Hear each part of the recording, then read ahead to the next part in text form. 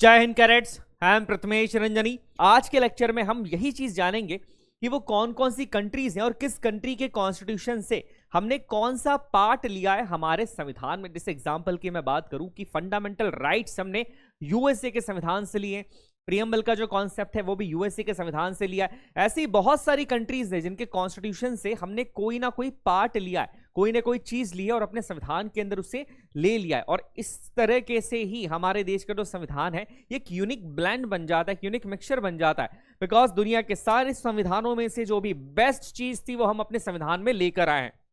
अब आज क्या क्या कवर करने वाले, सबसे पहले हम पढ़ेंगे borrowing features of the Indian constitution, भारतीय संविधान के बोरोइंग फीचर्स। बोरोइंग का क्या मतलब है, जैसा कि मैंने आपको कहा कि दूसरी कंट्री के संविधान से जो फीचर्स हमने अपने संविधान में लिए हैं उन्हें ही हमने बोरोइंग फीचर्स का नाम दिया है। तो ये देखेंगे कि कौन सी कंट्री के संविधान से क्या लिया है। दूसरा हम पढ़ेंगे salient features of the Indian constitution, हमारे संविधान के कुछ साइलेंट फीचर्स भी जो डायरेक्टली आपको दिखते नहीं है बट संविधान के अंदर वो फीचर्स हैं जिनको जानना जरूरी है। और सीडीएस में जो मेजरली क्वेश्चंस पूछे जाते हैं वो साइलेंट फीचर से पूछे जाने की संभावनाएं ज्यादा होती है। ज्यादा इसलिए होती है क्योंकि साइलेंट फीचर को जब आप समझेंगे तभी आप उस क्वेश्चन को अटेम्प्ट कर पाएंगे। ये क्वेश्चन इस तरह के नहीं होते कि स्टैटिकल कोई डेटा है और आपने डायरेक्टली डेटा को याद कर लिया, मगअप कर लिया और आपने पढ़ लिया कि प्रियम्बल जो है प्रियम्बल हमने यूएसए से ली है। इस तरह का क्वेश्चन नहीं होगा साइलेंट के अंदर। साइलेंट फीचर्स के अंदर आपको उस पॉइंट को समझना पड़ेगा।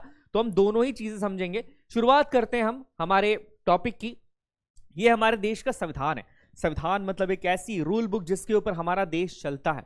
देश को चलाने के लिए जितने भी लॉज की जरूरत होती है, कानूनों की जरूरत होती है, वो संविधान के हिसाब से ही बनाए जाते हैं।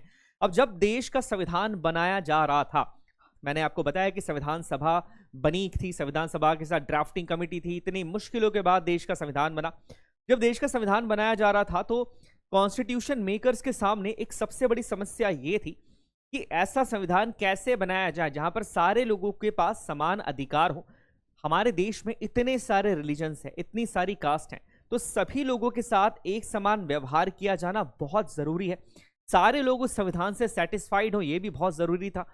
इसीलिए इस संविधान को बनाने में इतना टाइम लगा। कितना टाइम लगा संविधान को बनाने में, मुझे कमेंट बॉक्स में बताइएगा, क्योंकि मैं बता चुका हूं कि कितना टाइम लगा है हमारे देश के संविधान को बनने में। 2 साल, एक हिंट देता हूं, उसके आगे का टाइम आप बताइएगा। इसके साथ ही संविधान बनाने वालों को, कॉन्स्टिट्यूशन मेकर्स के बीच में काफी लंबी बहस भी हुई कि कौन से प्रोविजन को जोड़ा जाए, कौन से प्रोविजन को हटाया जाए, कौन से प्रोविजन को ना जोड़ा जाए। अब एक बहुत बड़ा चैलेंज था कि ऐसा संविधान बनाया कैसे जाए जिससे पूरे देश के लोग सेटिस्फाइड हो जाए। इसका एक सबसे अच्छा तरीका यह था कि दुनिया के जो अलग अलग कॉन्स्टिट्यूशन है, दुनिया के ऐसे देश जहां पर डेमोक्रेसी को पहले से फॉलो किया जा रहा है, ऐसे देश जहां पर कॉन्स्टिट्यूशन पहले से ही है, उनके संविधानों में से सबसे यूनिक चीज जो उनके कॉन्स्टिट्यूशन की है, उनके संविधान की जो सबसे यूनिक चीज है उसे लेकर आ जाया जाए अपने संविधान के अंदर और अपने संविधान को एक यूनिक रूप स्वरूप दे दिया जाए। और इसी बात को मानते हुए दुनिया की कई कंट्रीज के कॉन्स्टिट्यूशन में से अलग अलग कॉन्सेप्ट को लिया गया। अब सबसे पहले जो कंट्री है, हम अलग अलग कॉन्सेप्ट की बात जानेंगे। सबसे पहले देखते हैं United states of America. American संविधान से या यूएसए के संविधान से हमने कौन कौन से कॉन्सेप्ट लिए हैं। एक एक कॉन्सेप्ट को समझते हैं, क्योंकि कॉन्सेप्ट को सिर्फ ये जानना जरूरी नहीं है कि क्या क्या ले लिया, ये भी समझना भी जरूरी है कि अगर कोई कॉन्सेप्ट लिया है तो उस कॉन्सेप्ट का मतलब बेसिकली क्या है। देखिए, सबसे पहला कॉन्सेप्ट तो है प्रियम्बल का। प्रियम्बल का कॉन्सेप्ट हमने लिया है यूएसए से। प्रियम्बल हम सभी जानते हैं, हमारे देश की प्रस्तावना। आगे लेक्चर्स में हम प्रियम्बल को पढ़ेंगे। प्रियम्बल का मतलब होता है एक इंट्रोडक्टरी स्टेटमेंट, एक ऐसा स्टेटमेंट जो हमारे संविधान का इंट्रोडक्शन है। ये बताता है कि हमारा संविधान किन किन फिलोसॉफीज पे बेस्ड है, किन किन प्रिंसिपल्स पे बेस्ड है और किन किन वैल्यूज के ऊपर बेस्ड है। यूएसए वो पहली कंट्री थी दुनिया की जिसने अपने कॉन्स्टिट्यूशन में प्रियम्बल को ऐड किया था। दैट्स व्हाई यूएसए का कॉन्स्टिट्यूशन वो पहला कॉन्स्टिट्यूशन बना जिसने प्रियम्बल अपने आप में ऐड किया था। और हमने इसी कॉन्सेप्ट को फॉलो करा और प्रियम्बल हमने अपने संविधान के अंदर भी ऐड करी। सो प्रियम्बल का जो कॉन्सेप्ट है वो हमने लिया है यूएसए के कॉन्स्टिट्यूशन से। इसके अलावा फंडामेंटल राइट्स, मौलिक अधिकार, जो कि सबसे इंपॉर्टेंट चीज है हमारे संविधान की। हम, आप और मैं, जब हमने इस देश में जन्म लिया है तो जन्म के साथ ही हमें कुछ अधिकार इस देश ने दिए हैं। ये हमारे फंडामेंटल राइट्स है, ये हमारे मौलिक अधिकार है जो भारत में जन्म लेने वाले हर व्यक्ति को दिए जाते हैं। अभी जो फंडामेंटल राइट का कॉन्सेप्ट है ये भी हमने यूएसए से ही लिया। यूएसए ने फंडामेंटल राइट्स के कॉन्सेप्ट को, मैं ये नहीं बोलूंगा जन्म दिया था, बट यूएसए के जो फंडामेंटल राइट्स के कॉन्सेप्ट है वो हमारे फंडामेंटल राइट्स के कॉन्सेप्ट से बहुत सिमिलर हैं, आप देखिएगा। इसीलिए हमने जो हमारे फंडामेंटल राइट्स का कॉन्सेप्ट है वो भी हमने कहां से लिया है, यूएसए से लिया है। इसके बाद हम बात करते हैं जुडिशियल रिव्यू की। जुडिशियल रिव्यू का कॉन्सेप्ट भी हमने कहां से लिया है, हमने यूनाइटेड स्टेट्स ऑफ अमेरिका से लिया है। अब ये जुडिशियल रिव्यू होता क्या है, हालांकि आगे जब मैं आपको सुप्रीम कोर्ट पार्लियामेंट पढ़ाऊंगा उस समय हम जुडिशियल रिव्यू के बारे में पढ़ेंगे, बट इसको समझना अभी भी जरूरी है। देखिए जुडिशियल रिव्यू का क्या मतलब होता है। हमारे देश में जब भी कोई कानून बनाना होता है तो कानून किस तरीके से बनाया जाता है। सबसे पहले किसी बिल को लाया जाता है, मान लीजिए ये लोकसभा है, ये राज्यसभा है और ये हमारे देश के प्रेसिडेंट है। अगर देश में कोई नया कानून बनाना है तो सबसे पहले क्या किया जाएगा, एक बिल को लोकसभा में लाया जाएगा। जब वो बिल लोकसभा में आएगा तो उस लोकसभा में उस बिल के ऊपर बहस होगी, उसके कुछ पॉइंट्स के ऊपर बहस होगी और उसके बाद वोटिंग होती है। वोटिंग के बाद जब वो बिल अगर लोकसभा से पास हो गया, दो कंडीशंस होगी, या तो वो बिल पास नहीं होगा या तो वो बिल पास हो जाएगा। यहां मान लेते हैं कि वो बिल पास हो गया, तो लोकसभा से पास होने के बाद बिल जाता है राज्यसभा में। राज्यसभा में वापस से उस बिल के ऊपर बहस होती है, वोटिंग होती है और सारी चीजों के बाद अगर वो बिल राज्यसभा से भी पास हो गया तो क्या कानून बन गया? नहीं, अभी भी बिल कानून नहीं बना है, अभी भी बिल एक्ट नहीं बना है। राज्यसभा से पास होने के बाद वो जाता है प्रेसिडेंट के पास, हमारे देश के जो राष्ट्रपति उनके पास जाता है। अगर देश के राष्ट्रपति जी उस बिल पे सिग्नेचर कर देते हैं, अपने साइन कर देते हैं, तो सिग्नेचर होने के बाद वो बिल बन जाता है एक्ट। याद रखिएगा ये पूरा प्रोसेस होता है कानून बनाने का। आई होप आपको ये चीज समझ में आ गई होगी कि कोई बिल एक्ट कैसे बनता है, कोई बिल कानून कैसे बन जाता है। अब मान लीजिए कि एक ऐसा कानून देश में बना दिया हमारी पार्लियामेंट ने जो कि किसी पर्सन के फंडामेंटल राइट्स का वायलेशन कर रहा है, या जो कि हमारे संविधान के जो बेसिक फीचर्स है उसका वायलेशन कर रहा है। मैंने इससे पहले आपको बताया कि केशवानंद भारती केस के अंदर संविधान के जो बेसिक फीचर है, जो बेसिक स्ट्रक्चर है वो क्या है, मैंने आपको बता चुका हूं। और शुरुआत से ही मैंने आपको ये चीज कही कि संविधान में अमेंडमेंट तो किए जा सकते हैं, संविधान में चेंजेस तो किए जा सकते हैं, बट बेसिक स्ट्रक्चर को चेंज नहीं किया जा सकता है। जैसे कि सेकुलरिज्म हो गया है, बेसिक पर्सनल राइट्स की बात हो गई है, इससे आप चेंज नहीं कर सकते हैं। बट मान लीजिए कि पार्लियामेंट में कोई ऐसा बिल आ गया जो कि सेकुलरिज्म से कॉम्प्रोमाइज कर रहा है, जो कि फंडामेंटल राइट्स का वायलेशन कर रहा है लोगों के, तो इस समय पर क्या होगा? ऐसे तो फिर जो सरकारें हैं वो मनमानी से अपनी सरकार चलाएगी, वो किसी भी तरीके से किसी भी तरीके का बिल पास करवा देगी।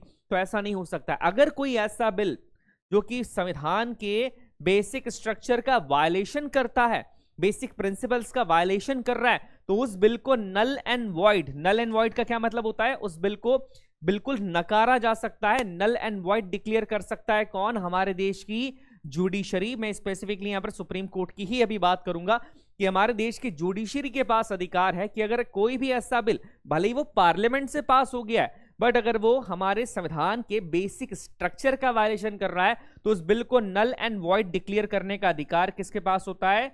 हमारे देश की जुडिशरी के पास होता है। हमारे देश की जुडिशरी उसे नल एंड वॉइड डिक्लेयर कर सकती है। तो ये जो पावर है जुडिशरी का, कि कोई भी बिल अगर फंडामेंटल राइट्स का, अगर संविधान के बेसिक स्ट्रक्चर का वायलेशन कर रहा है, फंडामेंटल राइट्स हम अकेली बात नहीं करेंगे, अगर संविधान के बेसिक स्ट्रक्चर का वायलेशन कर रहा है तो उस बिल को नल एंड वॉइड डिक्लेयर किया जा सकता है हमारे देश की जुडिशरी के द्वारा।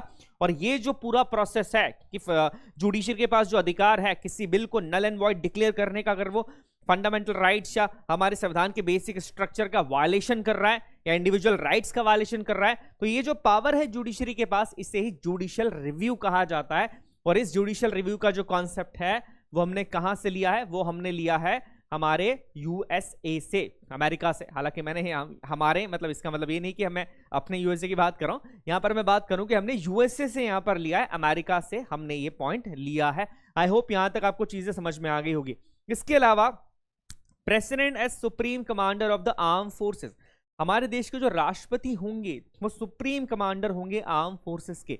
नेवी, एयरफोर्स की बात कर ली जाए, आर्मी की बात कर ली जाए, तीनों ही जो सुप्रीम कमांडर होते हैं हमारी आर्म फोर्सेस के, वो कौन होते हैं? हमारे देश के राष्ट्रपति होते हैं। ये जो कॉन्सेप्ट है, ये जो पॉइंट है, ये भी हमने कहां से लिया है? ये भी हमने अमेरिका के कॉन्स्टिट्यूशन से लिया है, यूएसए के संविधान से लिया है। इसके बाद इक्वल प्रोटेक्शन अंडर लॉ, कानून की नजरों में सभी समान होंगे, सभी को इक्वल प्रोटेक्शन दिया जाएगा। ये कॉन्सेप्ट भी हमने यूएसए से लिया। देखिए जुडिशरी की जब भी बात आएगी, जुडिशरी के ज्यादातर कॉन्सेप्ट हमने कहां से लिए हैं? हमने यूएसए से ही लिए हैं।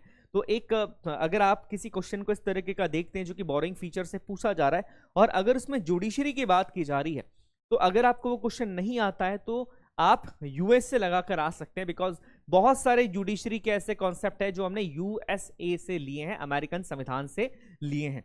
इसके बाद जैसे कि ये वाला कॉन्सेप्ट है इंडिपेंडेंस ऑफ द जुडिशरी, की जुडिशरी इंडिपेंडेंट है हमारे देश में। हमारे देश में सरकार का कोई भी प्रेशर नहीं होता है जुडिशरी के ऊपर। Supreme court, high court, subordinate court जब अपने डिसीजन देते हैं तो यहां पर सरकार उन्हें प्रेशराइज नहीं करती कि आपको यही डिसीजन देना पड़ेगा या आपको यही बोलना पड़ेगा। इंडिपेंडेंट होते हैं वो, इंडिपेंडेंसी उनके पास है, वो जिस तरीके से चाहे डिसीजन ले सकते हैं। तो ये जो इंडिपेंडेंस है जुडिशरी की, ये पॉइंट भी हमने कहां से लिया है? ये भी हमने अमेरिका से लिया है, यूएसए से लिया है। आगे बात करते हैं impeachment of the president. Impeachment का मतलब होता है कि प्रेसिडेंट को अपने पद से हटाना। इंपीचमेंट का जो प्रोसेस है वो हम आगे पढ़ेंगे जब हम प्रेसिडेंट पढ़ेंगे।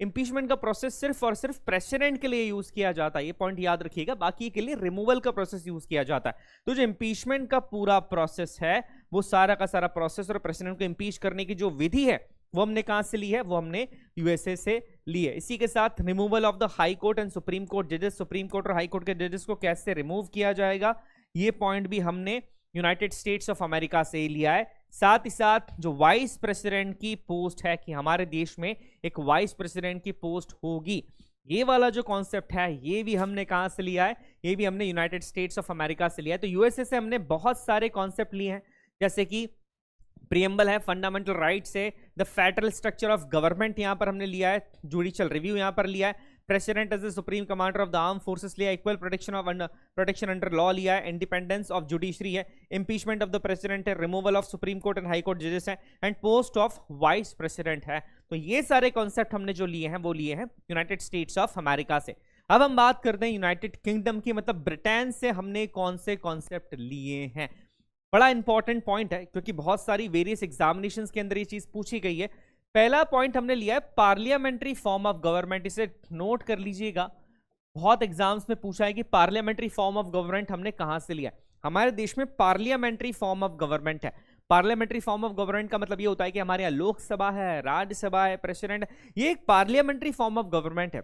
लोग जिनको चुनते हैं, हम जिन लोगों को चुनते हैं वो पार्लियामेंट में जाकर बैठते हैं, फिर देश के लिए रूल्स बनाते हैं, रेगुलेशंस बनाते हैं, बिल्स पास होते हैं, ये बेसिकली उसी की बात करता है। तो parliamentary form of government detail में मैं आगे बताऊंगा क्या होता है, बिकॉज इसी में हमको आगे पढ़ना है। Because parliamentary form of government ये भारत का एक इंडियन कॉन्स्टिट्यूशन का एक साइलेंट फीचर भी है, तो आगे हम इसके बारे में पढ़ेंगे। बट अभी याद रखिएगा कि पार्लियामेंट फॉर्म ऑफ गवर्नमेंट का जो कॉन्सेप्ट है वो हमने कहां से लिया है? वो हमने लिया है यूनाइटेड किंगडम से। इसके बाद जो दूसरा कॉन्सेप्ट यूएसए से, यूके से लिया है हमने, वो है the idea of single citizenship. Note कर लीजिए, एकल नागरिकता। सिंगल सिटीजनशिप का मतलब ये होता है, पहली बात सिंगल सिटीजनशिप में ये आता है कि स्टेट की अपनी कोई नागरिकता नहीं होती है। ऐसा नहीं होता है कि आपके पास एमपी की भी सिटीजनशिप है या बिहार में रहते हो तो आपके पास बिहार की भी सिटीजनशिप है, ये चीज हमारे यहाँ नहीं होती है।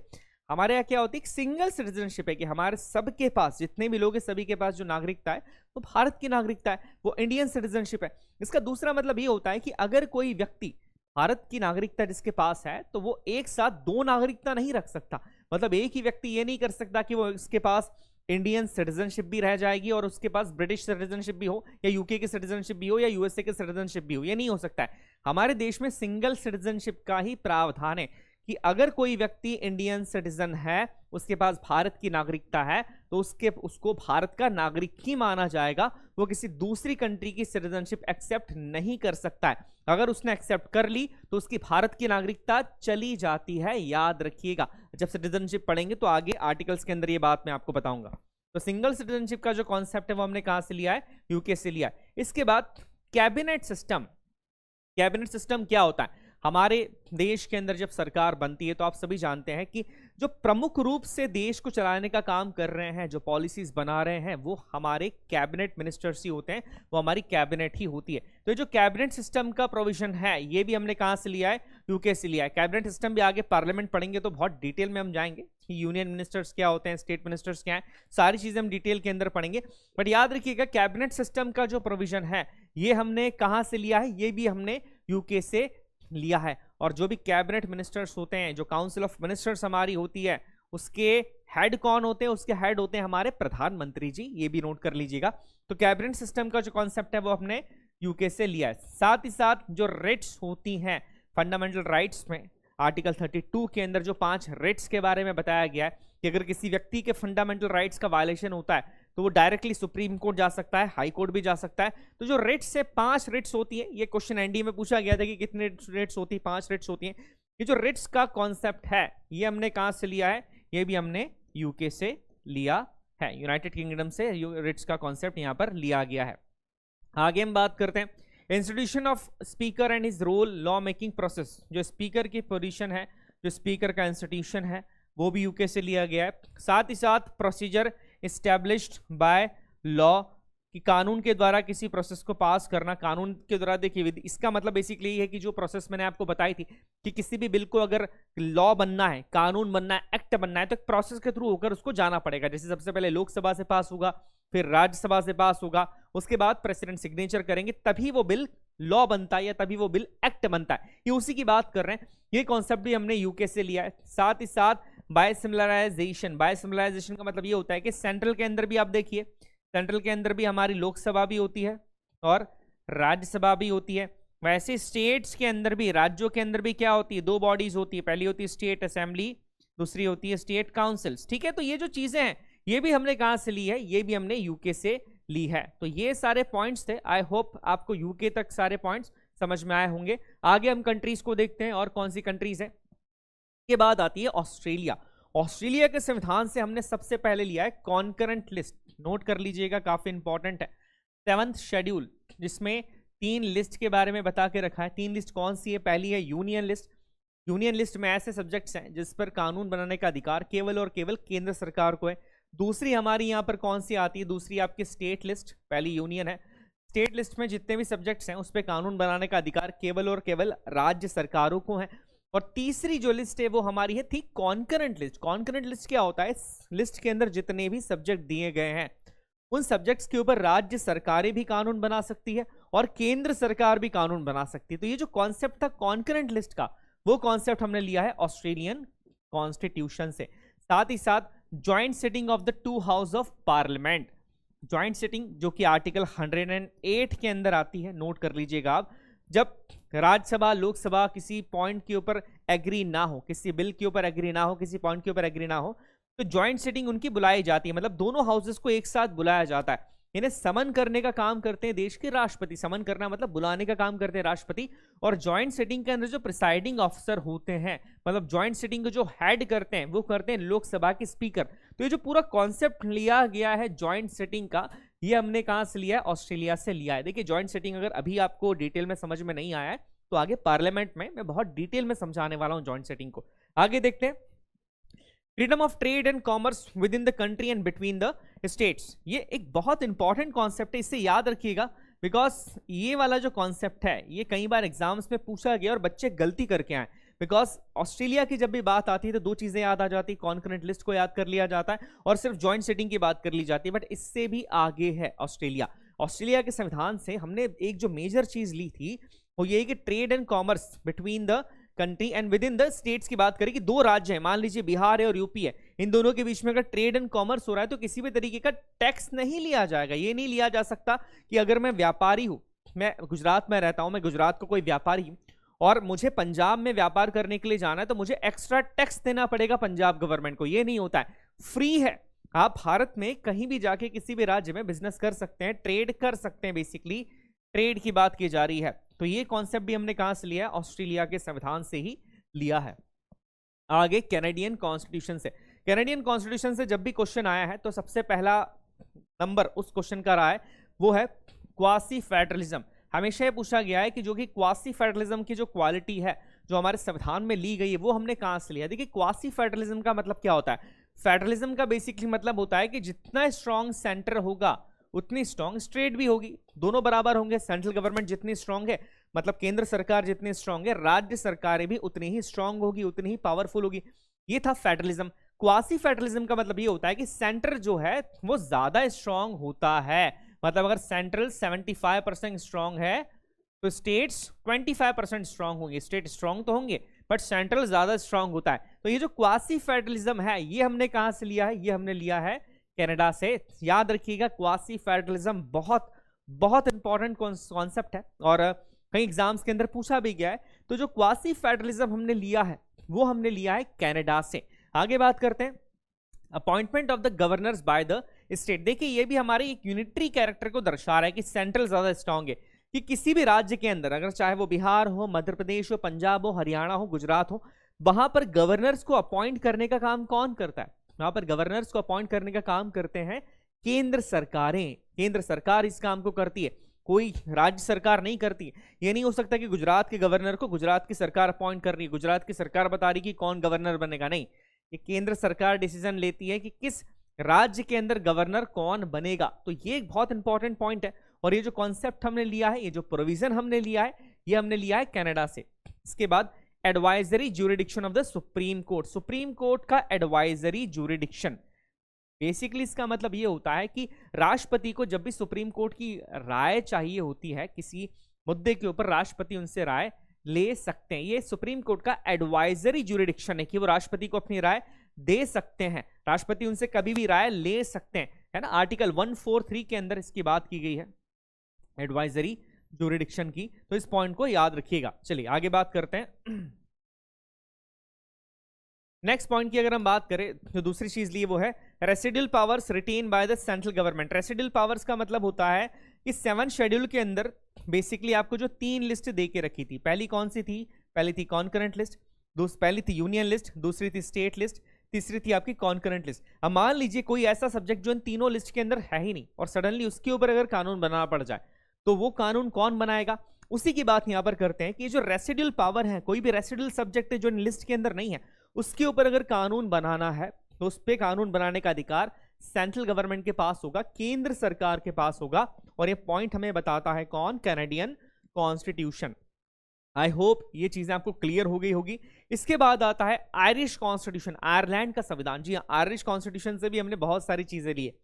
सबसे पहली जो चीज जो बहुत एग्जाम्स में पूछी जाती है वो है directive principles of state policy. जो डीपीएसपी का कॉन्सेप्ट है वो हमने लिया है आयरिश कॉन्स्टिट्यूशन से। डीपीएसपी एक ऐसा टॉपिक जिससे सबसे ज्यादा क्वेश्चन पूछे जाने के चांसेस होते हैं वेरियस गवर्नमेंट एग्जामिनेशंस के अंदर, फिर चाहे वो सीडीएस हो, एनडीए हो, एसएससी हो, कोई भी एग्जामिनेशन हो, डीपीएसपी से क्वेश्चन पूछे जाने के चांसेस सबसे ज्यादा इसमें होते हैं। इसके बाद method of election of the president. President को इलेक्ट करने की जो मेथड है, किस तरीके से देश के राष्ट्रपति को इलेक्ट किया जाएगा, ये जो मेथड है ये भी हमने कहां से ली है? ये भी हमने ली है आयरलैंड के संविधान से। साथ ही साथ नॉमिनेशन, इस पॉइंट को याद रखिएगा, nomination, election of the member of Rajya Sabha की बात नहीं कर रहे हैं, नॉमिनेशन में of the members of the Rajya Sabha, कि राज्यसभा के मेंबर्स को किस तरीके से नॉमिनेट किया जाएगा, ये पॉइंट भी हमने कहां से लिया है? ये भी हमने लिया है आयरलैंड से, आयरिश कॉन्स्टिट्यूशन से लिया है। तो आयरलैंड से बेसिकली 3 चीजें हमने ली है। पहली है डीपीएसपी, दूसरा है methods of election of the president, तीसरा है nomination of members of the Rajya Sabha. अब मुझे बताइए, एक क्वेश्चन है मेरा आपसे कि आयरलैंड ने ये जो कॉन्सेप्ट है डीपीएसपी का वो कहां से लिया था? बिकॉज आयरलैंड ने भी किसी दूसरी कंट्री से इसको बोरो किया है, तो बताइए आयरलैंड ने कॉन्सेप्ट कहां से लिया था? आगे बात करते हैं यूएसएसआर, जो आज जिसे हम रशिया के नाम से जानते हैं, रशिया के नाम से आज हम जान रहे हैं, पर उस समय जब हमने इन कॉन्सेप्ट्स को बोरो किया उस समय यूएसएसआर था, यूनाइटेड था। अब यूएसएसआर से जो सबसे बड़ा कॉन्सेप्ट हमने लिया वो था फंडामेंटल ड्यूटीज का। देखिए मौलिक अधिकार मतलब फंडामेंटल राइट्स तो हमने लिए यूएसए से, पर जब फंडामेंटल ड्यूटीज की बात आती है तो फंडामेंटल ड्यूटीज हमने ली है जो कि आर्टिकल 51A के अंदर है, वो हमने लिए है रशिया से, यूएसएसआर से, इसे नोट कर लीजिएगा। इसके बाद जो आइडिया ऑफ जस्टिस जो कि प्रियम्बल के अंदर होता है, उस आइडिया ऑफ जस्टिस को भी हमने यूएसएसआर से लिया है। 3 तरह के जस्टिस की बात की गई है प्रियम्बल के अंदर, social justice, economical justice and political justice. आगे हम लेक्चर्स के अंदर पढ़ेंगे, प्रियम्बल को जब डिटेल में पढ़ेंगे, डिटेल में इस कॉन्सेप्ट को भी पढ़ेंगे। ये जो पूरा आइडिया है ये भी हमने कहां से लिया है? ये पूरा आइडिया हमने यूएसएसआर से मतलब रशियन कॉन्स्टिट्यूशन से लिया है। और प्लानिंग कमीशन, एक कॉन्स्टिट्यूशन मेकिंग प्लानिंग कमीशन, संवैधानिक रूप से कमीशन बनाया जाएगा जो कि प्लान करेगा। ये जो प्लानिंग कमीशन का आइडिया है वो भी हमने कहां से लिया है? वो भी हमने यूएसएसआर से ही लिया है, याद रखिएगा, काफी इंपॉर्टेंट है। जो 5 ईयर प्लान जो हमारे देश में किए जाते थे, पंचवर्षीय योजना, वो कॉन्सेप्ट भी हमने कहां से लिया था? रशिया से ही लिया था, यूएसएसआर से ही लिया था। तो ये छोटी छोटी बातें हैं, आपको ध्यान रखनी है। आगे बात की जाए, आगे जो दूसरी कंट्री है वो है साउथ अफ्रीका। साउथ अफ्रीका से मेजरली दो चीजें हमने ली है। पहला है प्रोसीजर ऑफ अमेंडमेंट, आर्टिकल 368, जो कि संविधान में संशोधन की बात करता है कि कैसे संविधान में नई चीजों को जोड़ा जा सकता है और किसी पुरानी चीज को हटाया जा सकता है। बट मैं ऑलरेडी बता चुका हूं कि हर चीज को हटाया नहीं जा सकता और किसी भी चीज को जोड़ा नहीं जा सकता है। अगर वो कोई भी बात, कोई भी ऐसा प्रोविजन जो कि संविधान के बेसिक स्ट्रक्चर का वायलेशन कर रहा है, तो आप उसे संविधान में नहीं जोड़ सकते हैं और नहीं हटा सकते हैं। आप ये नहीं कर सकते कि आप सेकुलरिज्म को हटा दिया है आपने, या आपने अपने घूमने फिरने के राइट को, राइट टू फ्रीडम को ही हटा दिया है। ये नहीं किया जा सकता, बेसिक स्ट्रक्चर वायलेट नहीं होना चाहिए। हालांकि जो प्रोसेस है पूरा अमेंडमेंट का, जो कि पार्ट 20 के अंदर होता है, ये प्रोसेस हमने कहां से लिया? ये हमने साउथ अफ्रीकन कॉन्स्टिट्यूशन से लिया है, साउथ अफ्रीका के संविधान से लिया है। इस प्रोसेस को भी हम आगे पढ़ने वाले हैं। आगे elections of the members of the Rajya Sabha. देखिए नॉमिनेशन हमने कहां से लिया था? वो अलग कंट्री थी। इलेक्शन, किस तरीके से इलेक्शन करवाया जाएगा, elections of the members of the Rajya Sabha, ये पॉइंट लिया गया है साउथ अफ्रीकन कॉन्स्टिट्यूशन से। आगे देखे जाते हैं। नेक्स्ट कंट्री है फ्रांस। फ्रांस से सबसे पहले हमने प्रियम्बल के अंदर एक चीज ली है। प्रियम्बल के अंदर जो आइडिया है लिबर्टी का, इक्वालिटी का और फ्रेटर्निटी का, ये जो हम प्रियम्बल में पढ़ेंगे, ये पूरा आइडिया प्रियम्बल के अंदर हमने जो लिया है वो फ्रेंच कॉन्स्टिट्यूशन से लिया है। साथ ही साथ जो हमारा देश रिपब्लिक है, रिपब्लिक का मतलब जो हेड ऑफ द स्टेट होते हैं वो लोगों के द्वारा चुने जाते हैं। जैसे कि हमारे देश के अंदर, हमारे देश में जो हेड ऑफ द स्टेट्स हैं वो कौन है? हमारे देश के राष्ट्रपति हैं। राष्ट्रपति को आप और मैं मिलकर ही चुनते हैं। आप ये सोचेंगे कि हम डायरेक्टली वोट तो डालते नहीं है राष्ट्रपति के लिए, तो आप और मैं मिलकर चुनते कैसे हैं उनको? आप और मैं इनडायरेक्टली हमारे देश के राष्ट्रपति को चुनते हैं। जिन लोगों को हमने चुन के पार्लियामेंट में भेजा है, लोकसभा में भेजा है, पार्लियामेंट के अंदर भेजा है, वही लोग आगे जाके राष्ट्रपति के चुनाव में पार्टिसिपेट करते हैं और राष्ट्रपति को चुनते हैं। स्टेट असेंबलीज भी इसके अंदर आती है। तो ये बात याद रखिएगा कि इनडायरेक्टली ही हम लोग अपने देश के राष्ट्रपति को, हेड ऑफ द स्टेट को चुनते हैं। इसलिए हमारा देश क्या है? रिपब्लिक है। और ये जो कॉन्सेप्ट है ये भी हमने कहां से लिया है? फ्रेंच कॉन्स्टिट्यूशन से लिया है। आगे जर्मनी से हमने लिया है suspension on the fundamental rights during emergency, कि इमरजेंसी के समय पर फंडामेंटल राइट्स सस्पेंड हो जाएंगे किसी भी पर्सन के। अगर जैसे इमरजेंसी होती है वैसी फंडामेंटल राइट्स सस्पेंड हो जाएंगे हर व्यक्ति के। ये जो कॉन्सेप्ट है ये हमने जर्मनी के संविधान से लिया है। साथ ही साथ emergency powers to be enjoyed by the union, इसे नोट कर लीजिएगा। देखिए इमरजेंसी के टाइम क्या होता है कि जो सबसे ज्यादा पावर आ जाता है वो सेंट्रल के पास आता है। सेंट्रल, अगर देश में नेशनल इमरजेंसी लगी है तो सेंट्रल गवर्नमेंट ही स्टेट सरकार को लेकर भी या स्टेट्स या राज्यों के लिए डिसीजन लेती है। इमरजेंसी के टाइम पर हमारे देश की सेंट्रल गवर्नमेंट बहुत स्ट्रांग हो जाती है और emergency powers to be enjoy by the union, ये जो पॉइंट है कि इमरजेंसी के टाइम पे जो पावर्स है वो यूनियन एंजॉय करता है, सेंट्रल एंजॉय करता है, ये बात हमने कहां से ली है? जर्मनी के संविधान से ली है।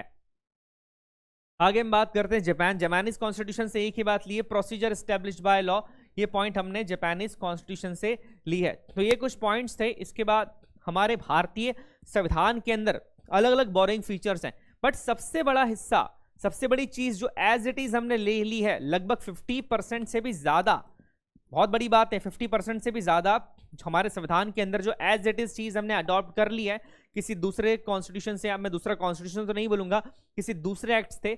वो एक्ट था गवर्नमेंट ऑफ इंडिया एक्ट 1935। 1935 में एक्ट आया था, बहुत बहुत बहुत इंपॉर्टेंट एक्ट है। इस एक्ट के द्वारा इस एक्ट को एज इट इज ले लिया गया था जब हमारे संविधान बन रहा था। तब इस एक्ट के बहुत सारे प्रोविजंस को लिया गया और आज के टाइम पे हमारे संविधान का 50% से भी ज्यादा हिस्सा इस एक्ट के ऊपर ही डिपेंड करता है। 50% से भी ज्यादा प्रोविजन इस एक्ट के अंदर थे और एज इट इज हमने ले लिए। जैसे कि बात की जाए, हमारी जो जुडिशरी है, एडमिनिस्ट्रेटिव डिटेल्स है, फेडरल स्कीम है, इमरजेंसी प्रोविजंस है, पब्लिक सर्विस कमीशन है and office of the governor है। ये जो इंपॉर्टेंट चीजें हैं ये हमने ली है गवर्नमेंट ऑफ इंडिया एक्ट 1935 से। तो ये वो सारी चीजें हैं, वो सारे प्रोविजंस हैं जो कि हमने अलग अलग कंट्रीज के संविधान से भी लिए और गवर्नमेंट ऑफ इंडिया एक्ट 1935 से भी लिए हैं। अब आगे जो चीजें हम पढ़ेंगे वो कुछ इस तरह की होंगी कि हमारे देश के संविधान में साइलेंट फीचर्स क्या हैं, छुपे हुए फीचर्स क्या हैं, हिडन फीचर्स क्या हैं। चलिए उन सारे फीचर्स को हम देखते हैं। अब इन सारे बोरिंग फीचर्स के बाद salient features of the Indian constitution जानना भी बहुत जरूरी है। जैसे मैंने कहा कि इन फीचर से तो क्वेश्चंस डायरेक्टली आपसे पूछ लिए जाते हैं, जैसे पार्लियामेंट्री फॉर्म ऑफ गवर्नमेंट कहाँ से लिया है, कैबिनेट सिस्टम कहाँ से लिया है, रिट्स कहाँ से लिए, इस तरह के क्वेश्चंस आपसे डायरेक्टली पूछे जाते हैं। बट जो इनडायरेक्ट क्वेश्चन पूछे जाते हैं वो टॉपिक आपका होता है salient features of the Indian constitution, भारतीय संविधान के साइलेंट फीचर्स।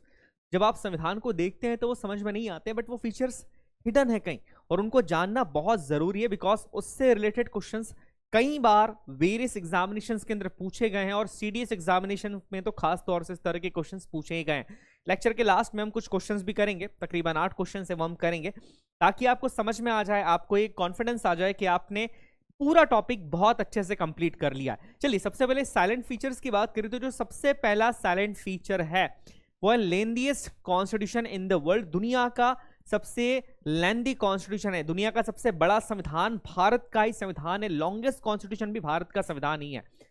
अब ये एक अचीवमेंट भी है कि दुनिया का सबसे लेंथीएस्ट कॉन्स्टिट्यूशन है, बिकॉज हर पैरामीटर को, हर एस्पेक्ट को हमने अच्छे से जांचा, परखा, और उसके हिसाब से हमने कोई ना कोई प्रोविजन बनाया। हालांकि बहुत सारी कंट्रीज से हमने कई फीचर्स को बोरो भी करा, बट स्टिल आज हमारा संविधान दुनिया का सबसे यूनिक कॉन्स्टिट्यूशन है और दुनिया का सबसे लेंथीएस्ट कॉन्स्टिट्यूशन भी है। जब शुरुआत में संविधान बन के तैयार हुआ था तो उस समय पर संविधान में थे 395 आर्टिकल्स, 8 शेड्यूल और एक प्रियम्बल।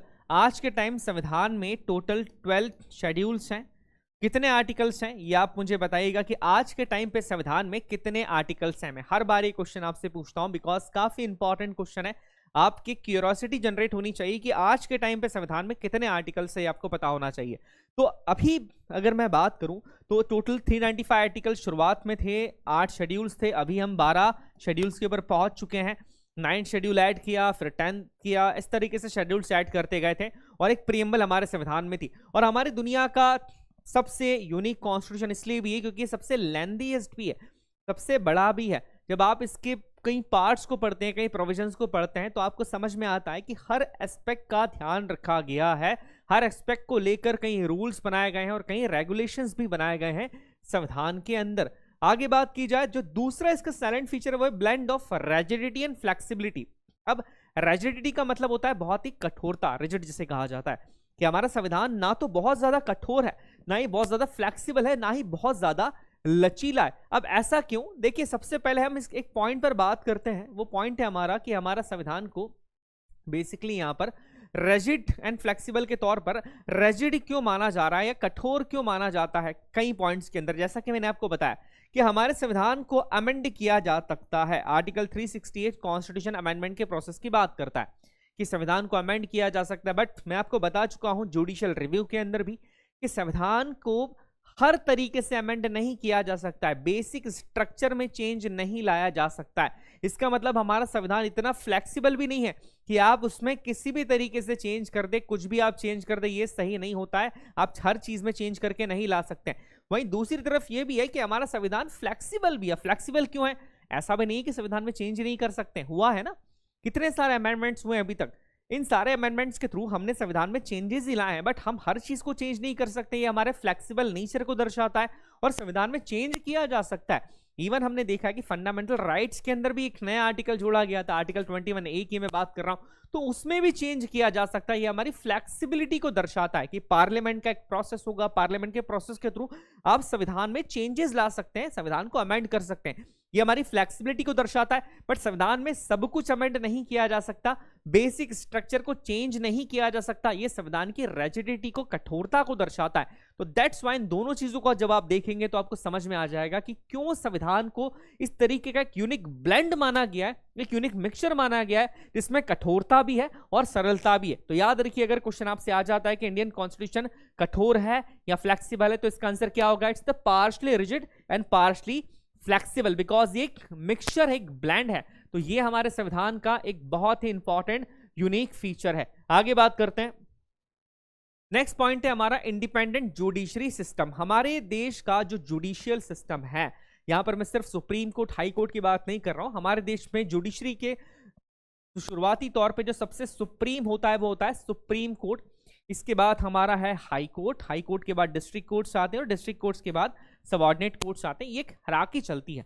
हमारे देश में अगर किसी भी व्यक्ति को न्याय चाहिए तो वो सबसे एपेक्स बॉडी जो कि सुप्रीम कोर्ट है वहां तक अप्लाई कर सकता है, उसके बाद वो कहीं अपील नहीं कर सकता है। सुप्रीम कोर्ट जो है वो एपेक्स बॉडी होती है।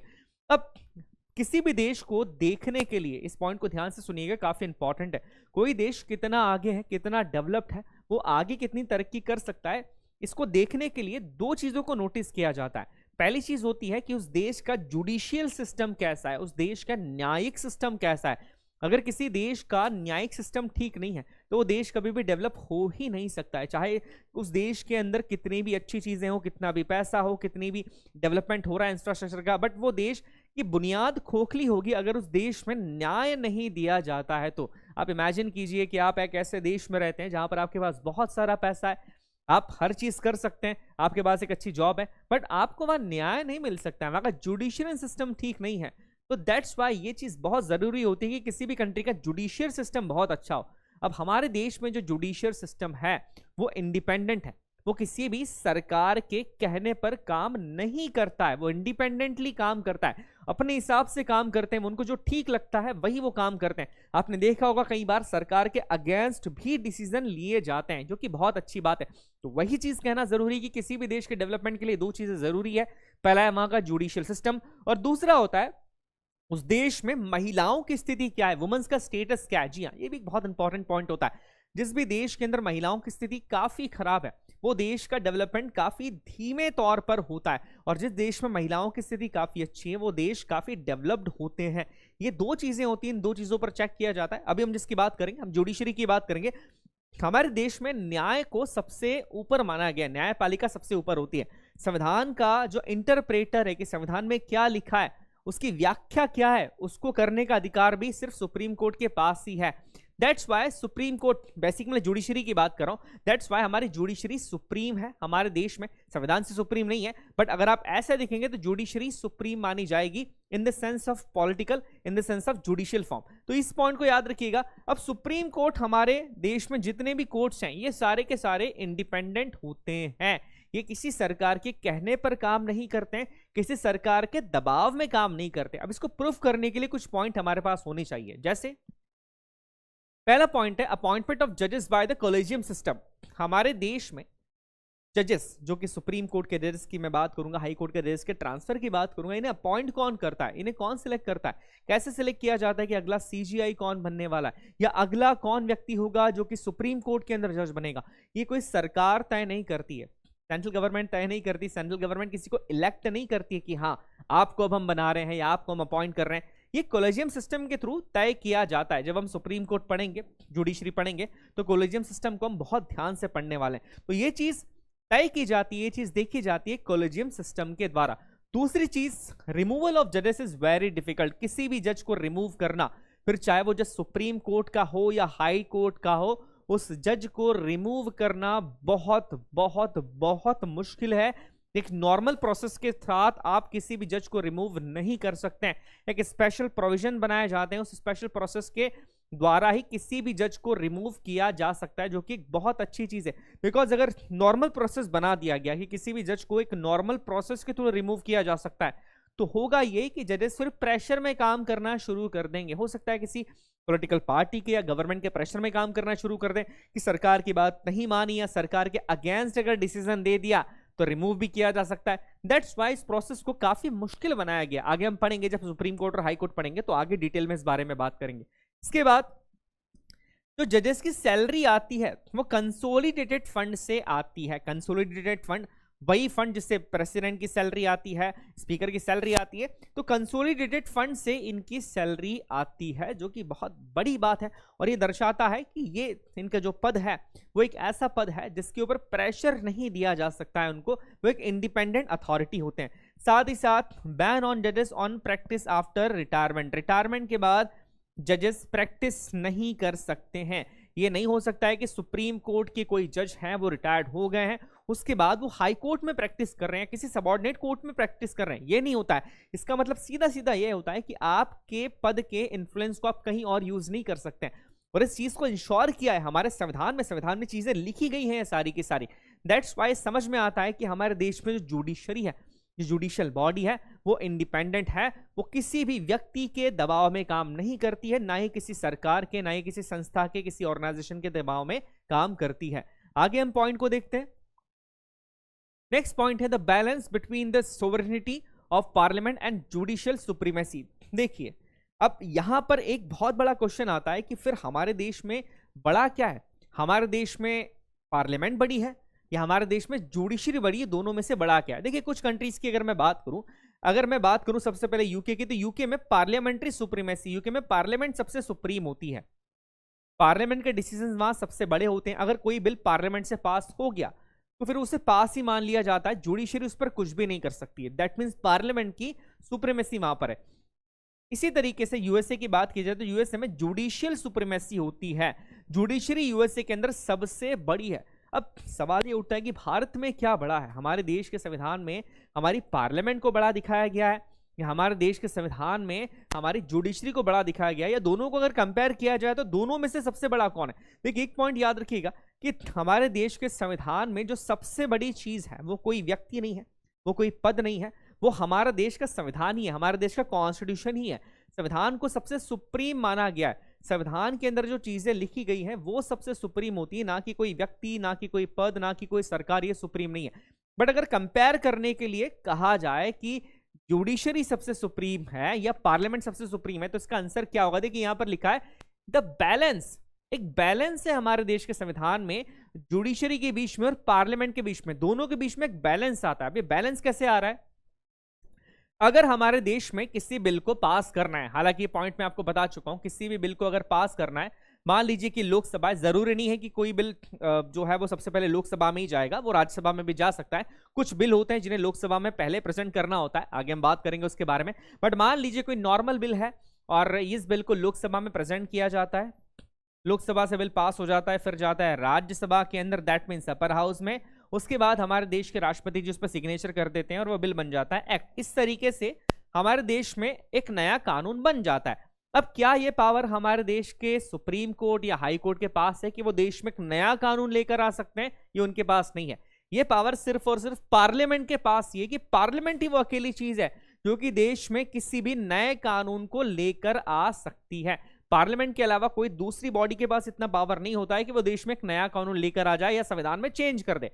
बट क्या इसका मतलब है कि पार्लियामेंट सबसे बड़ी है, बिकॉज कानून बनाने का काम तो पार्लियामेंट ही कर रही है। किसी नए लॉ को लेकर आना है, किसी नए कानून को लेकर आना है, किसी नए बिल को पास करवाना है, किसी नई पॉलिसी को लेकर आना है, तो ये तो सिर्फ पार्लियामेंट ही कर सकती है। तो फिर जुडिशरी सुप्रीम कैसे हो गई। देखिए यहीं पर तो जुडिशरी का रोल आता है कि मान लीजिए कि ये पावर पार्लियामेंट के पास है कि वो नए कानून बना सकती है, बट आपको मैंने एक चीज बताई थी जो कि हमने यूएसए के कॉन्स्टिट्यूशन से ली है, वो है जुडिशियल रिव्यू। कि अगर वो बिल, अगर वो कानून, अगर वो एक्ट संविधान के बेसिक स्ट्रक्चर का वायलेशन करता है, संविधान के बेसिक फीचर्स को वायलेट कर रहा है, उनका हनन कर रहा है, तो उस बिल को नल एंड वॉइड डिक्लेयर करने का अधिकार किसके पास है, सिर्फ और सिर्फ हमारी जुडिशरी के पास ही है। दैट्स व्हाई यहां पर जुडिशरी का रोल ज्यादा मजबूत हो जाता है कि भले ही आपने एक बिल पास कर दिया है, बट बिल पास करने का पावर आपके पास होने के बावजूद आप हर तरह के बिल को पास नहीं कर सकते, आप किसी भी तरह के कानून को लागू नहीं कर सकते हैं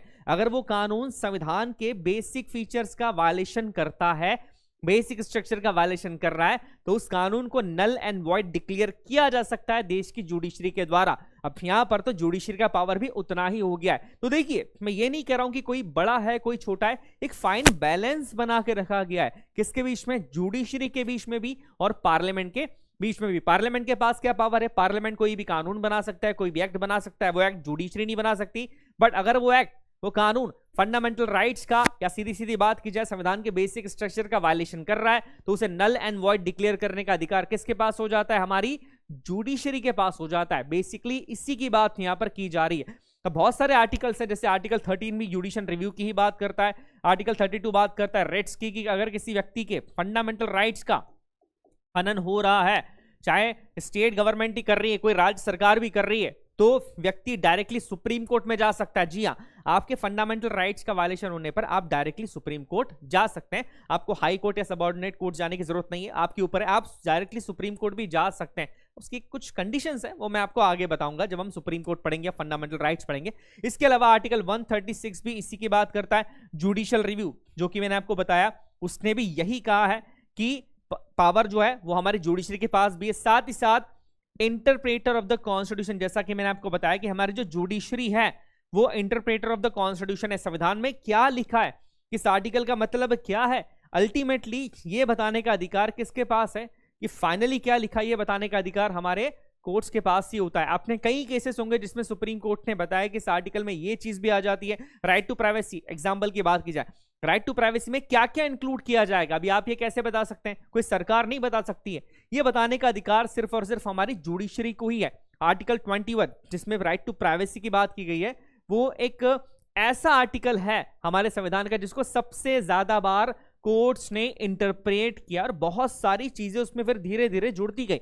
मतलब किसी आर्टिकल का मतलब बेसिकली है क्या, वो रियल में क्या कहना चाहता है, उसका इंटरप्रिटेशन सिर्फ और सिर्फ कौन बता सकता है, हमारे देश की जुडिशरी बता सकती है। दैट्स व्हाई आप ये नहीं कह सकते हैं कि पार्लियामेंट बड़ी हो गई है यहां पर, तो या यहां पर जुडिशरी बड़ी हो गई है। सीधा सा मतलब यहां पर यह है कि एक बैलेंस बना के रखा है, एक फाइन सा बैलेंस बना के रखा है between the sovereignty of parliament, की पार्लियामेंट हमारी स्वतंत्र है, किस चीज के लिए स्वतंत्र है, कानून बनाने के लिए आप कानून बना सकते हैं, एंड जुडिशियल सुप्रीमेसी। बट अगर वो कानून फंडामेंटल राइट्स का, बेसिक स्ट्रक्चर का वायलेशन कर रहा है तो जुडिशरी उसे नल एंड वॉइड डिक्लेयर कर सकती है। तो आप ये नहीं कह सकते कि कौन सा बड़ा है, एक फाइन बैलेंस यहां पर बना के रखा गया है और इस बात का मतलब यही है। आगे बात करते हैं। नेक्स्ट हमारा जो फीचर है वो है पार्लियामेंट्री फॉर्म ऑफ गवर्नमेंट। हमारे देश में पार्लियामेंट्री फॉर्म ऑफ गवर्नमेंट है। अब पार्लियामेंट्री फॉर्म ऑफ गवर्नमेंट क्यों है, हमारे देश में डेमोक्रेसी है। डेमोक्रेसी हमारे यहाँ पर प्रेसिडेंशियल डेमोक्रेसी नहीं है। ऐसा नहीं होता है कि देश के राष्ट्रपति सबसे बड़े होते हैं, राष्ट्रपति सारे डिसीजंस ले रहे हैं। अब मान लीजिए कि सारे लोग मिलकर किसी एक व्यक्ति को चुनते हैं, वोट देकर, वो व्यक्ति हमारे देश का राष्ट्रपति है। अब जो भी डिसीजन ले रहा है वो अकेला व्यक्ति ले रहा है, राष्ट्रपति। तो हो सकता है कि कई बार उनके डिसीजंस गलत भी हो। तो हमारे देश में प्रेसिडेंशियल डेमोक्रेसी नहीं है, हमारे देश में पार्लियामेंट्री डेमोक्रेसी और पार्लियामेंट्री फॉर्म ऑफ गवर्नमेंट भी है। कैसे, अब आप और हम जिनको चुनते हैं लोकसभा के लिए, वो लोग लोकसभा में जाकर बैठते हैं, उसके बाद लोकसभा के अंदर भी किसी बिल को पास करने के लिए वहां पर भी मेजॉरिटी की जरूरत पड़ती है, उसके बाद वो बिल राज्यसभा के अंदर भी जाता है। तो एक सबसे अच्छा तरीका माना जाता है डेमोक्रेसी के अंदर कि किसी कंट्री में पार्लियामेंट्री फॉर्म ऑफ डेमोक्रेसी हो। अब सवाल आता है कि आप ये कैसे कह सकते हैं कि हमारे देश में पार्लियामेंट्री फॉर्म ऑफ डेमोक्रेसी है। ये तो मैं आपको बता चुका हूं कि पार्लियामेंट्री फॉर्म ऑफ डेमोक्रेसी क्या होते हैं। हमारे देश में बायसिमिलराइजेशन है, 2 हाउसेस है, लोकसभा है, राज्यसभा है, केंद्र के अंदर, स्टेट के अंदर भी 2 हाउसेस होते हैं। हर स्टेट में 2 हाउस नहीं है। मुझे बताइएगा कितने स्टेट में सेकंड हाउस भी है। यहां पर मैं काउंसिल की बात कर रहा हूं, कौन कौन से स्टेट्स में, उनके नाम भी बताइएगा कमेंट बॉक्स के अंदर। चलिए आगे बढ़ते हैं। पहली बात, पार्लियामेंट्री फॉर्म ऑफ गवर्नमेंट हमारे देश में है। इस बात को प्रूफ करने के लिए कुछ पॉइंट्स यहां पर है। जैसे पहली चीज, rule of the majority party. हमारे देश में मेजॉरिटी पार्टी का रूल होता है। कैसे, लोकसभा के अंदर जब इलेक्शन होता है तो जिस पार्टी के पास, मान लीजिए किसी पार्टी ने 40% सीट जीती है, किसी पार्टी ने 60% सीट जीत ली है, तो जो भी देश के प्रधानमंत्री होते हैं वो इस मेजॉरिटी पार्टी से चुनकर आते हैं। इस मेजॉरिटी पार्टी के लोग कैबिनेट के अंदर होते हैं। बाकी जो पार्टी हार गई वो अपोजिशन के अंदर बैठती है, वो सरकार नहीं चलाती, वो सरकार के अंदर नहीं होती है, वो अपोजिशन में बैठती है। तो यहां पर बेसिकली हम उसी की बात कर रहे हैं कि हमारे देश में जो रूल होता है वो हमारे देश की मेजॉरिटी पार्टी का ही होता है। हाँ, अगर कोई पार्टी मेजॉरिटी में नहीं है, मान लीजिए सारी पार्टीज थी, किसी को भी 50% से ज्यादा वोट नहीं मिले, एक पार्टी को 30% वोट मिले हैं यहाँ पर, एक पार्टी को 20% वोट मिले हैं, एक पार्टी को 20% वोट मिले और बाकी इस पार्टी को मिल गए, बट एक क्लियर मेजॉरिटी यहां पर नहीं हुई, तो क्या किया जा सकता है कि 3 पार्टी एक साथ मिल जाएगी, जिसको हम क्या कहते हैं, मिली जुली सरकार, कोलिजन कर लेगी, और इनमें से जो सबसे बड़ी पार्टी होगी वो अपना क्या बना देगी, देश का प्रधानमंत्री उसमें से चुन लिया जाएगा। ये भी किया जा सकता है, बट यहां पर हम सीधी सीधी बात करेंगे कि जो भी पार्टी मेजॉरिटी में होती है, जिस भी पार्टी के पास सबसे ज्यादा वोट होते हैं, सबसे ज्यादा number of member of parliaments होते हैं, सबसे ज्यादा एमपीज होते हैं, उसी पार्टी की सरकार बनती है और उसी की बात यहां पर की जा रही है। इसके बाद प्राइम मिनिस्टर्स और chief ministers leadership in the state, ये भी पार्लियामेंट्री फॉर्म ऑफ गवर्नमेंट की बात करता है कि ऐसा नहीं है कि सिर्फ और सिर्फ हमारे देश में प्राइम मिनिस्टर ही होते हैं, राज्यों के अंदर भी तो देखिए, अगर सेंट्रल में प्राइम मिनिस्टर हैं तो राज्यों में क्या होते हैं, स्टेट्स के अंदर होते हैं हमारे चीफ मिनिस्टर। तो तो ये उसी की बात करते हैं और ये पार्लियामेंट्री फॉर्म का ही एक इंडिकेशन है, पार्लियामेंट्री फॉर्म ऑफ गवर्नमेंट का एक इंडिकेशन है। इसके बाद lower house dissolution. Lower house मतलब लोकसभा।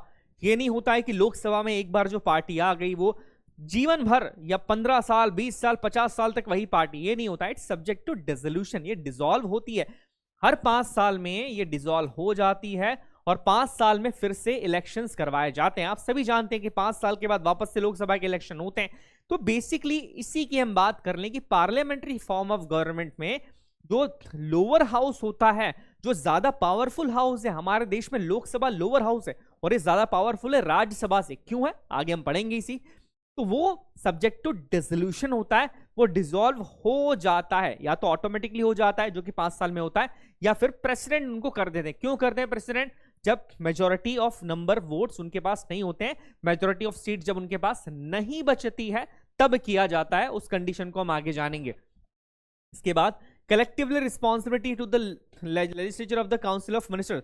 काउंसिल ऑफ मिनिस्टर्स जो हैं वो लोकसभा के लिए रिस्पॉन्सिबल होते हैं, कलेक्टिवली रिस्पॉन्सिबल होते हैं काउंसिल ऑफ मिनिस्टर्स। और ये बात भी पार्लियामेंट्री फॉर्म ऑफ गवर्नमेंट को ही बताती है। आगे executive are members of the legislature. हमारे जो एग्जीक्यूटिव्स होते हैं वो हमारे लेजिस्लेचर के मेंबर्स होते हैं। जितने भी हमारे एग्जीक्यूटिव्स हैं वो लेजिस्लेचर के मेंबर्स ही होते हैं, पार्लियामेंट के मेंबर्स ही होते हैं। अब जैसे कि पार्लियामेंट किन से मिलकर बनी होती है? पार्लियामेंट मिलकर बनी होती है लोकसभा से, राज्यसभा से और प्रेसिडेंट से भी मिलकर बनी होती हैं। तो बेसिकली ये जो सारी चीजें, जो सारे पॉइंट्स है वो इंडिकेशन करते हैं एक पार्लियामेंट्री फॉर्म ऑफ गवर्नमेंट की तरफ। और हमारा देश भी एक पार्लियामेंट्री फॉर्म ऑफ गवर्नमेंट ही है।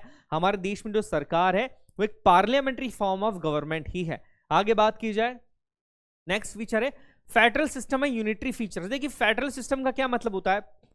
फेडरलिज्म का अगर मैं सीधे सीधे बात करूं कि जितना स्ट्रॉन्ग सेंटर है उतना ही स्ट्रॉन्ग यहां पर आपके सारे स्टेट्स भी होंगे, बिकॉज सेंट्रल और स्टेट्स के बीच में एक रिलेशनशिप होना, एक हेल्दी रिलेशन होना बहुत ज्यादा जरूरी है। बट हमारे संविधान के अंदर कुछ फीचर्स ऐसे हैं जो कि सेंट्रल को ज्यादा स्ट्रॉन्ग बनाते हैं, जो कि हमारे संविधान के यूनिटरी फीचर्स हैं।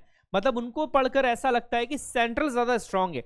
कुछ फीचर्स ऐसे, कुछ बातें ऐसी हैं जिसको समझ पढ़ के ये लगता है कि हमारे कंट्री के अंदर एक फेडरल सिस्टम है। मतलब जितना सेंट्रल स्ट्रॉन्ग है उतना ही स्टेट भी स्ट्रॉन्ग है, जितनी केंद्र सरकारें स्ट्रॉन्ग है उतनी ही राज्य सरकारें भी स्ट्रॉन्ग है। अब ऐसा क्यों है आइए देखते हैं। सबसे पहले बात करते हैं फेडरल फीचर की, कि ऐसा हम क्यों कह रहे हैं कि जितनी स्ट्रॉन्ग केंद्र सरकारें हैं उतनी स्ट्रॉन्ग राज्य सरकार भी है। सबसे पहली बात, ड्यूल गवर्नमेंट। हमारे यहाँ पर ड्यूल गवर्नमेंट्स का सिस्टम है। आप देखिए सेंट्रल के अंदर सेंट्रल गवर्नमेंट होती है जिसके प्रमुख होते हैं हमारे देश के प्रधानमंत्री। वैसे ही अगर आप राज्यों के अंदर देखेंगे तो स्टेट के अंदर स्टेट गवर्नमेंट होती है और चीफ मिनिस्टर उस राज्य की सरकार के प्रमुख होते हैं। तो देखिए सेंट्रल में प्रधानमंत्री है और राज्य में क्या है? चीफ मिनिस्टर है, मुख्यमंत्री है। दोनों के पास बराबर तरीके से वो रूल कर रहे हैं। तो ये बात हमारे देश के फेडरल स्ट्रक्चर की बात करती है। इसके बाद सुप्रीमेसी ऑफ द कॉन्स्टिट्यूशन की जो भी हो, दोनों के लिए चाहे सेंट्रल हो चाहे स्टेट हो, दोनों के लिए सबसे बड़ा कौन है? सबसे बड़ा है हमारे देश का कॉन्स्टिट्यूशन। कॉन्स्टिट्यूशन से बड़ा कोई भी नहीं है, कोई भी पद नहीं है। ऐसा नहीं कि प्रधानमंत्री है तो वो सबसे बड़े हैं देश के अंदर, या किसी स्टेट में किसी राज्य में चीफ मिनिस्टर है तो वो सबसे बड़े नहीं। दोनों के लिए जो सबसे बड़ी चीज है वो क्या है? हमारे देश का संविधान है। इसके बाद इंडिपेंडेंट जुडिशरी। कोई फर्क नहीं पड़ता चाहे सेंट्रल गवर्नमेंट हो या स्टेट गवर्नमेंट हो, जुडिशरी इंडिपेंडेंट ही है और जुडिशरी सुप्रीम ही है। वो किसी के कहने पर काम नहीं कर रही है, ना सेंट्रल गवर्नमेंट के कहने पे काम कर रही है, ना कि स्टेट गवर्नमेंट के कहने पर काम कर रही है। इसके बाद division of power, schedule 7। Division of power जो शेड्यूल 7 के अंदर पावर का डिवीजन किया गया है उसमें राज्यों को भी पावर दिए गए हैं। स्टेट लिस्ट में क्या होता है? जो सब्जेक्ट उस पर राज्य कानून बना सकता है, और केंद्र को भी पावर दिए गए। केंद्र को कैसे पावर दिए गए हैं? हमने देखा है कि जो यूनियन लिस्ट है, यूनियन लिस्ट के अंदर जितने भी सब्जेक्ट्स उस पर कौन कानून बना सकता है? उस पर कानून बनाने का अधिकार केंद्र सरकार को है। तो बेसिकली ये बात करता है हमारे किस फीचर की? फेडरल फीचर की। इसके अलावा बायसिमिलराइजेशन है हमारे देश के अंदर। तो ये जो सारी चीजें हैं ये हमारे देश के फेडरल स्ट्रक्चर की बात करती है। अब ऐसे कौन से फीचर्स हैं जो कि यूनिटरी फीचर्स है, जो ये बता दे कि नहीं सेंट्रल ज्यादा स्ट्रांग है? ये फीचर तो ये बता रहा है कि राज्य सरकारों के पास पावर तो है बट वो पावर थोड़ा सा कम है।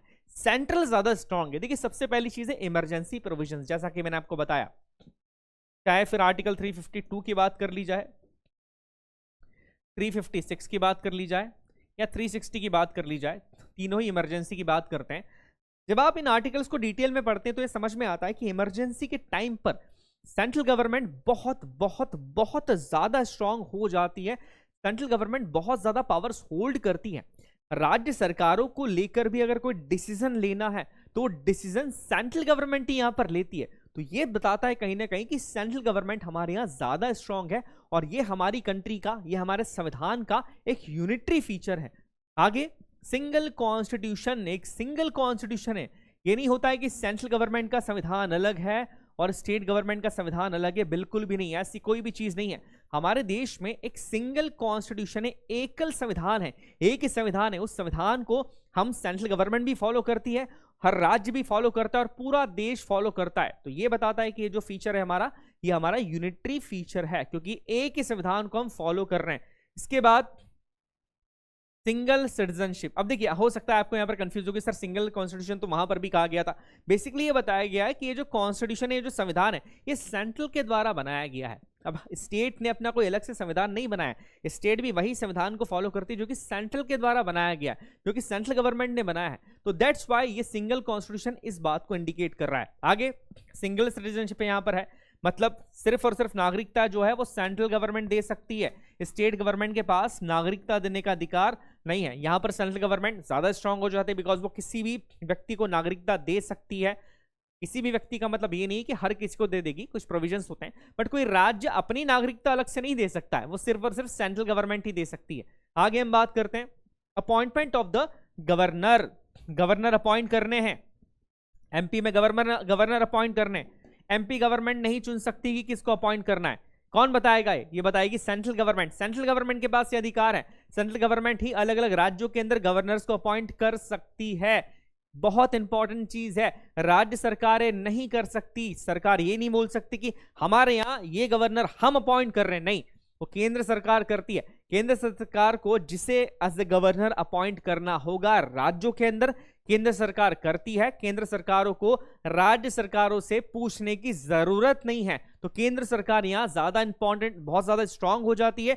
दैट्स वाई ये एक यूनिटरी फीचर है। इसके अलावा no equality in state representation. States के रिप्रेजेंटेशन में कोई इक्वालिटी नहीं है। क्यों नहीं है? लोकसभा में अब देखिए, बिहार की सीट्स का नंबर अलग मिलेगा, यूपी की सीट्स का नंबर अलग मिलेगा, एमपी की सीट्स का नंबर अलग मिलेगा, आसाम की सीट्स का नंबर अलग मिलेगा। कोई इक्वल स्टेटस यहां पर नहीं देकर रखा है, सबके पास पावर्स अलग अलग है, सबके पास नंबर ऑफ सीट्स अलग अलग है, तो इक्वल कैसे हो सकते हैं सारे स्टेट्स? तो यहां पर ये बता रहे कि सेंट्रल जो है वो ज्यादा स्ट्रांग हो जाता है। ये हमारी यूनिटरी फीचर है। साथ ही साथ all India services, that means यहां पर हम बेसिकली बात कर रहे हैं आईएएस अधिकारियों की, आईपीएस अधिकारियों की। जो ऑल इंडिया सर्विसेज हैं उनके जो अधिकारी अपॉइंट करने का अधिकार है वो भी किसके पास है? सेंट्रल गवर्नमेंट के पास है। किस आईएएस को कहां भेजना है ये सेंट्रल गवर्नमेंट तय करती है, राज्य सरकारें तय नहीं कर सकती है। तो ये कुछ फीचर्स हैं, ये हमारे संविधान के यूनिटरी फीचर्स हैं। आगे एक और फीचर की हम बात करते हैं, वो है सुप्रीमेसी ऑफ द कॉन्स्टिट्यूशन। ये बहुत इंपॉर्टेंट फीचर है, मैं ऑलरेडी इसके बारे में बता चुका हूं कि चाहे जो भी हो, हमारे देश में सबसे बड़ा हमारा संविधान है, कोई पद नहीं है, कोई व्यक्ति नहीं है। सुप्रीमेसी ऑफ द कॉन्स्टिट्यूशन है, संविधान सबसे सुप्रीम होता है।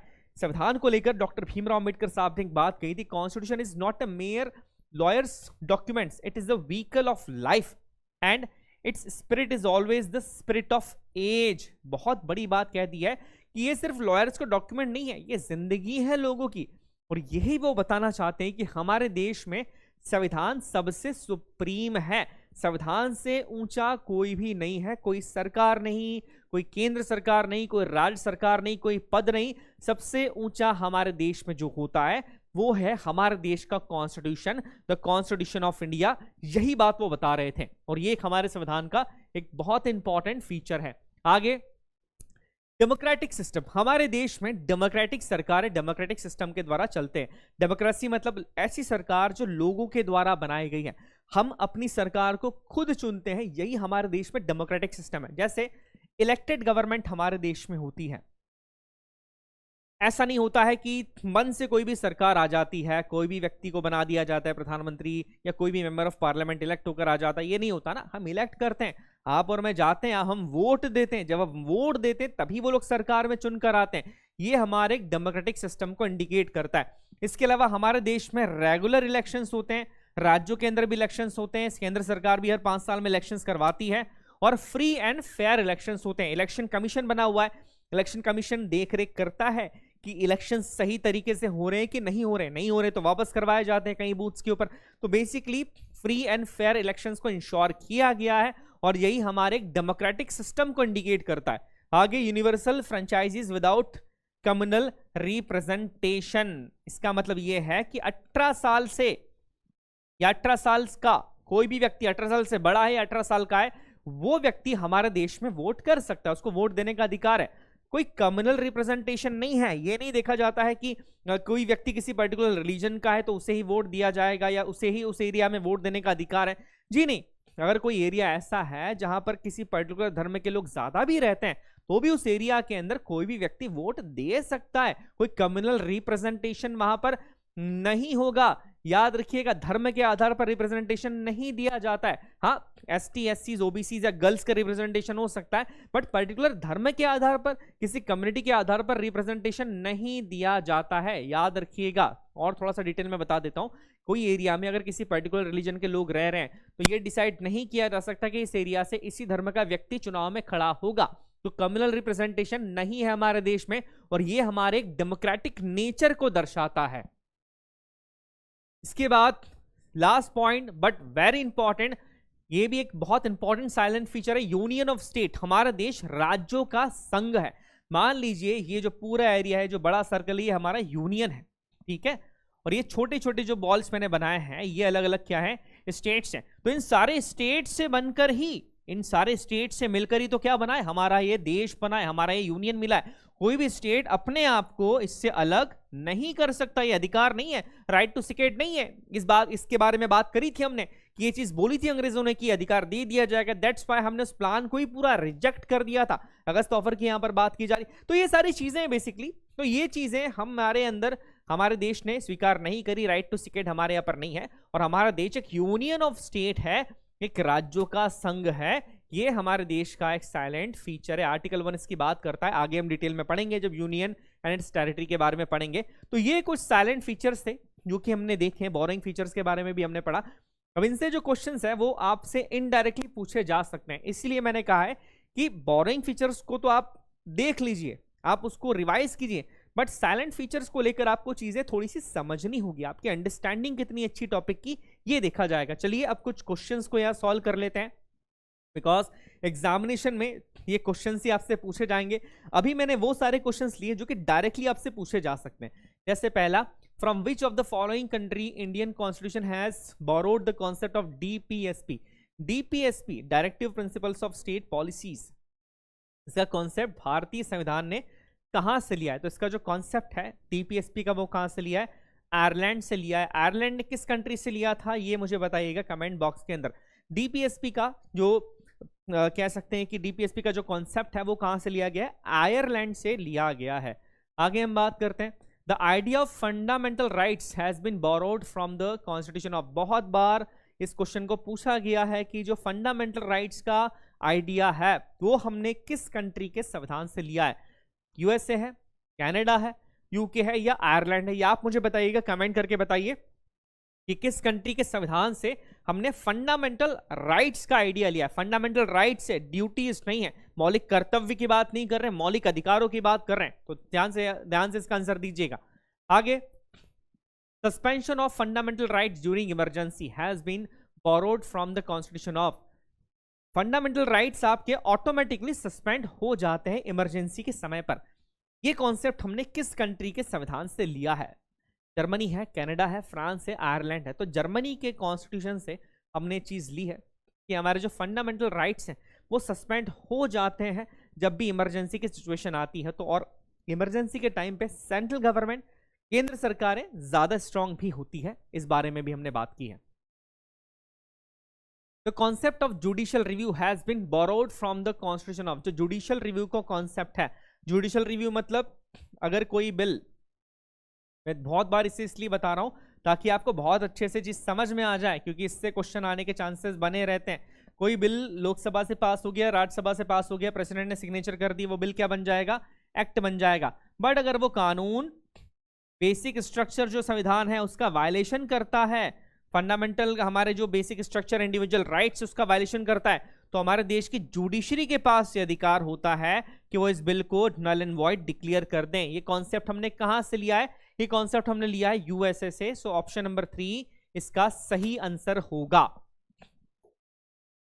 Parliamentary form of government has been borrowed from the constitution of, जो पार्लियामेंट्री फॉर्म ऑफ गवर्नमेंट होती है, ये आइडिया हमने कहां से लिया है, किस कंट्री के संविधान से लिया है? इसका आंसर आप मुझे दीजिएगा, बहुत इंपॉर्टेंट है। ये क्वेश्चन सीडीएस में भी पूछा गया है लास्ट ईयर्स के अंदर, और एनडीए में भी लास्ट ईयर्स के अंदर ये क्वेश्चन पूछा गया है। तो आप बताइए ये जो कॉन्सेप्ट है ये हमने कहां से लिया है? ऑप्शन है Germany, UK, USA, Ireland. From which of the following country Indian constitution has borrowed rule of law and legislative procedure? कहां से लिया है? रूल ऑफ लॉ हमने कहां से लिया है और लेजिस्लेटिव प्रोसीजर हमने कहां से ली है? बहुत इंपॉर्टेंट क्वेश्चन है, इसे भी आपको कमेंट करके ही बताना है। हमने फ्रांस से लिया है, कनाडा से लिया है, यूएसए से लिया है या यूके से लिया है? कहां से हमने इस आइडिया को बोरो किया है? सेकंड लास्ट क्वेश्चन है, which of the following feature was not borrowed from the constitution of USA? USA के संविधान से कौन सा फीचर हमने नहीं लिया है? ये नहीं पूछ रहा है कि कौन सा फीचर लिया है, कौन सा फीचर हमने नहीं लिया है। देखिए, the preamble of the Indian constitution, जी हाँ हमने यहीं से लिए, जुडिशियल रिव्यू भी यहीं से लिया है, फंडामेंटल राइट्स भी हमने यूएसए से लिए हैं, बट डीपीएसपी यूएसए से नहीं लिया है, ये तो हमने आयरिश कॉन्स्टिट्यूशन से लिया है, आयरलैंड से लिया है। तो इस तरह के क्वेश्चंस भी पूछे जा सकते हैं जो कि दिखने में आसान होते हैं, बट क्वेश्चन को समझना जरूरी है। ध्यान से क्वेश्चन को पढ़िएगा, बिकॉज कई बार पढ़ने में हम गलती कर देते हैं, क्वेश्चन में पूछा कुछ और जा रहा है, हम कुछ और यहां पर बोल देते हैं। तो क्वेश्चन को पढ़िएगा, उसके बाद ही आंसर दीजिएगा। इसके बाद अंतिम प्रश्न है, the idea of the federation with a strong centre has been borrowed from the constitution of. Idea of federation with a strong central, की सेंट्रल स्ट्रॉन्ग रहेगा, ये आइडिया हमने कहां से लिया? बेसिकली किसकी बात करें? क्वासी फेडरलिज्म की बात कर रहे हैं। क्वासी फेडरलिज्म का जो कॉन्सेप्ट है वो हमने कहां से लिया है? कनाडा से लिया है। तो ये कुछ तरह के क्वेश्चंस थे जो हमने करे हैं। इसमें और भी क्वेश्चंस आते हैं, एक और क्वेश्चन मैं आपसे पूछता हूं, इसका आंसर भी कमेंट बॉक्स के अंदर दीजिएगा। भारतीय संविधान के अंदर इतनी सारी चीजें हमने अलग अलग कंट्री से बोरो करी है, सबसे ज्यादा इंपैक्ट उसमें किस एक्ट का है या किस कंट्री के फीचर्स का है? मतलब भारतीय संविधान का सबसे बड़ा हिस्सा हमने किस कंट्री से लिया है या किस एक्ट से लिया है, ये मेरा क्वेश्चन है। बिकॉज बहुत सारे एग्जाम्स के अंदर इस क्वेश्चन को पूछा गया है। तो आज हमने फीचर्स देख लिए भारतीय संविधान के, बोरिंग फीचर्स भी देखें, साइलेंट फीचर्स भी देखें, और इससे आने वाले जो क्वेश्चंस हैं जो आपके एग्जामिनेशन में आ सकते हैं उनके बारे में भी बात करिए। चलिए आप इसी को रिवाइज करिएगा, जो लास्ट लेक्चर है पॉलिटी का उसको भी रिवाइज कीजिए, इन दोनों लेक्चर्स को कनेक्ट करने की कोशिश कीजिए ताकि आपकी अंडरस्टैंडिंग और ज्यादा बढ़ेगी। मैं आपसे नेक्स्ट लेक्चर के अंदर मिलता हूं, हम लोग प्रीएम्बल पढ़ेंगे, काफी इंपॉर्टेंट टॉपिक है, कुछ उसके क्वेश्चंस भी लगाएंगे। आप सभी तब तक अपना ध्यान रखिएगा, स्वस्थ रहिए, जय हिंद, जय भारत।